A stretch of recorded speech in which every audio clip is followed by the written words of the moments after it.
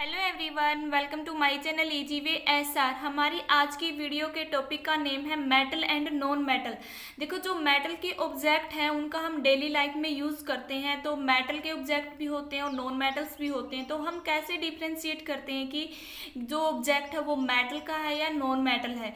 तो इसको स्टडी करने के लिए हमें इनके बीच के डिफरेंस को पता होना चाहिए। और ये डिफरेंस हम कैसे स्टडी करते हैं, इनकी फिजिकल और केमिकल प्रॉपर्टी के बेस पे। जब तक हमें मेटल और नॉन मेटल की फिजिकल और केमिकल प्रॉपर्टी का पता नहीं होगा तो हम इनके बीच में डिफ्रेंशिएट नहीं कर सकते। तो आज की इस वीडियो में हम स्टडी करेंगे फिजिकल प्रॉपर्टी ऑफ मेटल, क्योंकि अगर हम मेटल और नॉन मेटल दोनों की फिजिकल प्रॉपर्टी में आज ही करवाऊँ इस वीडियो में तो ये वीडियो लेंथी हो जाएगी, जिससे आप बोर भी होगे। तो इसके इस फर्स्ट पार्ट में हम स्टडी करेंगे फिजिकल प्रॉपर्टी ऑफ मेटल, और नेक्स्ट जो वीडियो होगी, पार्ट होगा, उसमें हम स्टडी करेंगे physical property of non metal. ठीक है, तो देखो क्या क्या फिजिकल प्रॉपर्टी होती है मेटल की। तो आपने देखा होगा कि जो ज्वेलरी बनी होती है वो किसकी, जैसे कि गोल्ड की, सिल्वर की ज्वेलरी होती है तो उसमें चमक होती है। ठीक है, एल्यूमिनियम के जो बर्तन होते हैं उनमें भी चमक होती है। तो इसका मतलब क्या है कि जो मेटल के ऑब्जेक्ट बने हैं तो उनमें चमक होती है, तो उसी चमक को क्या बोला जाता है, मेटेलिक लस्टर बोला जाता है। ठीक है, तो देखो मेटेलिक लस्टर क्या होती है। मेटल है शाइनिंग सरफेस, कि जो मेटल के ऊपर जो शाइनिंग सरफेस होता है, मतलब मेटल की जो चमक होती है वही क्या होती है, मेटेलिक लस्टर होता है। जैसे गोल्ड, सिल्वर, जो गोल्ड और सिल्वर है, copper are shining metal, so it is use for making jewellery. तो इसीलिए जो ये मेटल है, गोल्ड, सिल्वर, कॉपर, इनका यूज किया जाता है ज्वेलरी को बनाने के लिए, जो आभूषण होते हैं उनको बनाने में। ठीक है, अब देखो मैलेबिलिटी और डक्टिलिटी, जो ये दो यहाँ पे टर्म आई है, ये बहुत इंपॉर्टेंट है। यहाँ से कम्पिटिटिव एग्जाम में भी, बोर्ड एग्जाम में भी क्वेश्चन पूछे जाते हैं कि मैलेबिलिटी और डक्टिलिटी क्या होती है। ठीक है, तो देखा, जो मेटल होती है वो सारी मेलेबल होती है। ठीक है, मेटल में मेलेबिलिटी की प्रॉपर्टी पाई जाती है। तो मेलेबिलिटी होती क्या है, metal can be break down into thin sheet.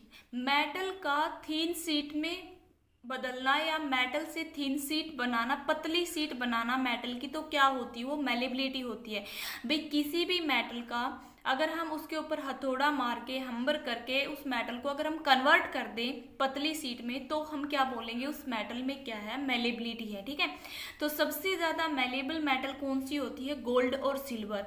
Gold और सिल्वर इन दोनों मेटल को क्या है, इनके ऊपर चोट मार के इनको पतली शीटों में बदला जा सकता है। ठीक है, तो ये पूछा जाता है कि सबसे ज्यादा मेलेबल मेटल कौन सी होती है, गोल्ड और सिल्वर होती है। ठीक है, तो अब देखो डक्टाइल मेलेबिलिटी, हमने समझा कि मेटल का पतली शीट में बदल जाना, ये क्या होता है, मेलेबिलिटी होती है। डक्टाइल में क्या होता है, the ability of metal to draw into thin wire is called ductility. देखो मेटल का पतली तार में बदलना, या भी मेटल से क्या बनाना, पतली तार बनाना, ये क्या होती है, डक्टिलिटी होती है। भाई जिस मेटल से पतली तार बनाई जा सकती, तो हम क्या बोलेंगे, वो मेटल क्या है, डक्टाइल मेटल है। ठीक है, तो देखो क्या होता है, gold is most ductile metal. देखो मेलेबिलिटी में तो क्या था, पतली शीट बनाई जाती थी।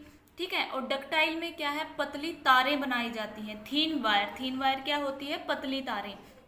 तो सबसे ज्यादा डक्टाइल मेटल कौन सी होती है, गोल्ड होती है। क्यों होती है, क्योंकि 1 ग्राम गोल्ड से 2 किलोमीटर लंबी तार बनाई जाती है। ठीक है, भी 1 ग्राम गोल्ड से क्या है, 2 किलोमीटर लंबी तार बनाई जाती है। इसीलिए क्या होता है, गोल्ड एक मोस्ट डक्टाइल मेटल है। ठीक है, तो नेक्स्ट जो इसकी प्रॉपर्टी है वो क्या है, metal are good conductor of heat and electricity. क्यों बोला गया है कि देखो हम घरों में जो बर्तन यूज करते हैं खाना बनाने के लिए, जैसे कि हमने क्या किया, चूल्हे के ऊपर बर्तन रख दिया है, तो वो बर्तन क्या होता है, उसमें हमारा खाना पक जाता है। तो इसका मतलब क्या है कि जो मेटल होती है ना, वो हीट को क्या करती है, एब्जॉर्ब कर लेती है। ठीक है, जैसे मैं आपको यहाँ डायग्राम से समझाऊं कि मान लो यहाँ पे क्या है, चूल्हा है, इसके ऊपर ये बर्तन रखा है। ठीक है, और इसमें क्या कर रहे हैं, हम खाना पका रहे हैं, फूड कुकिंग हो रही है इसके अंदर।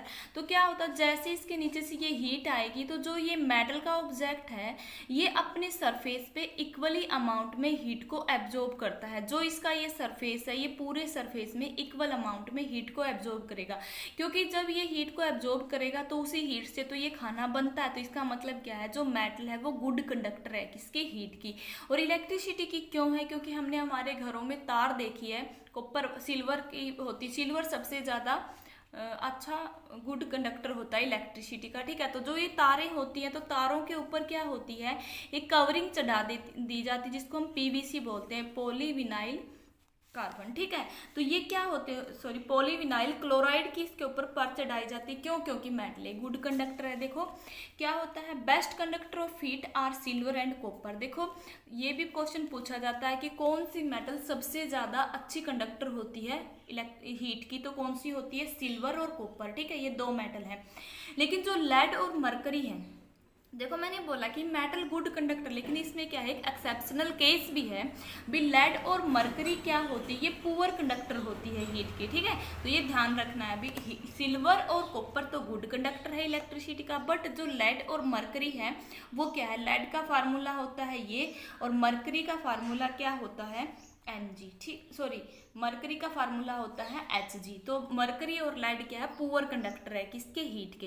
लेकिन जो silver metal are best conductor of electricity, तो इलेक्ट्रिसिटी का क्या है, जो सिल्वर मेटल होती है, जो सिल्वर क्या होता है Ag, ये क्या है, बेस्ट कंडक्टर है किसके, इलेक्ट्रिसिटी के। क्यों, क्योंकि देखो जो घरों के अंदर वायर होती है, wire carrying current containing sorry coating with PVC, PVC क्या होता है, पॉलीविनाइल क्लोराइड, जो क्या होता है, रबर लाइक मटेरियल होता है। क्योंकि हमने देखा अभी घरों में जो बिजली की तारें होती है उनके ऊपर क्या होता है, रबर की कवरिंग चढ़ा दी जाती है, वो कवरिंग ही क्या होती है, किसकी बनी होती है, वो पॉलीविनाइल क्लोराइड होता है, ठीक है।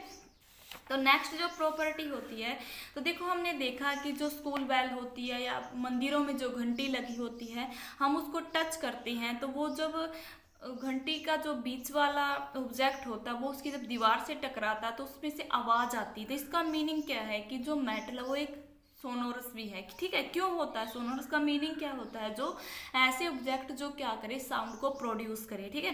तो क्या होता है, मेटल भी साउंड को प्रोड्यूस करती है, क्योंकि मंदिरों की घंटी है और स्कूल की जो बेल है, स्कूल की बेल को जब हम क्या करते हैं, उसको बजाते हैं, ठीक है, उस पर टच किया जाता है दूसरे ऑब्जेक्ट से। जैसे ही मेटल की जो स्कूलों में बेल लगी होती है उस पर हम टच करते तो वो ध्वनि प्रोड्यूस करती है, ठीक है, साउंड को प्रोड्यूस करती है। तो इसका मतलब क्या है, मेटल आर सोनोरस, ठीक है।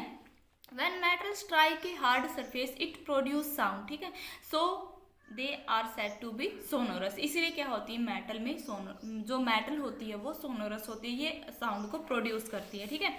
Metal are solid at room temperature. देखो क्या होती, जो ये मेटल होती हैं तो क्या करती हैं, मेटल सारी रूम टेम्परेचर के ऊपर सॉलिड फॉर्म में पाई जाती है। लेकिन इसका भी एक एक्सेप्शनल केस है, जो मरकरी मेटल है, मरकरी मेटल रूम टेम्परेचर पे लिक्विड फॉर्म में पाई जाती है, ठीक है। तो ये भी क्वेश्चन पूछा जाता है भी, ऐसी मेटल कौन सी है जो रूम टेम्परेचर के ऊपर लिक्विड फॉर्म में पाई जाती है और सारी की सारी सॉलिड फॉर्म में होती है, तो वो मेटल कौन सी है, मरकरी है, ठीक है। All metals are solid at room temperature, but इसका एक्सेप्शनल केस है कि mercury which is liquid at room temperature, ठीक है। तो जो नेक्स्ट प्रॉपर्टी है वो क्या है, metal have high melting point. देखो जो मेटल होती हैं उनका मेल्टिंग पॉइंट हाई होता है, ठीक है, बट इसमें भी क्या है, एक एक्सेप्शनल केस है, जो गैलीलियम और सीजियम मेटल होती है उनका मेल्टिंग पॉइंट इतना कम होता है कि जैसे ही हम उसको अपनी हथेली के ऊपर, जैसे हमने यहाँ हथेली पे यहाँ रखेंगे हम, तो वो हथेली के ऊपर रखते ही पिघल जाएगी, ठीक है। तो क्या होता है कि जो सीजियम और गैलीलियम है ये दो ऐसी मेटल है जो हमारी हथेली के ऊपर रखते ही पिघल जाती। क्यों पिघल जाती है, क्योंकि इनका मेल्टिंग पॉइंट बहुत कम होता है, ठीक है। मेल्टिंग पॉइंट का मतलब क्या होता है, किसी ऑब्जेक्ट का मेल्ट हो जाना गिवन टेम्परेचर पे, ठीक है। तो देखो नेक्स्ट में क्या है, मेटल आर जर्नली हार्ड, ठीक है। तो देखो क्या होती है कि बोला जाता है कि जो धातुएं होती है वो हार्ड होती है, कठोर होती है, बट जो ये कठोरता है मेटल की, ये मेटल टू मेटल वेरी करती है, ठीक है। ये जरूरी नहीं है कि सारी की सारी मेटल ही सेम उसमें कठोर होती हुई हार्ड होती है। तो ये हार्डनेस है वो क्या करती है, वेरी करती है मेटल टू मेटल, ठीक है। जैसे कि ये है एल्यूमिनियम, कॉपर और आयरन। एल्यूमिनियम, कॉपर, आयरन ये क्या है, हार्ड मेटल है, बट सोडियम, पोटासियम ये क्या है, सॉफ्ट मेटल है। क्यों, क्योंकि सोडियम और पोटासियम, लिथियम ये ऐसी मेटल है जिन्हें हम चाकू से आसानी से काट सकते हैं, ठीक है। जो सोडियम होता है, पोटासियम, इनका भी मेल्टिंग पॉइंट कम होता है और के कंपैरिजन में, ठीक है। और ये क्या है, बहुत ही ज्यादा सॉफ्ट मेटल होती है क्योंकि इनको चाकू से काटा जा सकता है, ठीक है।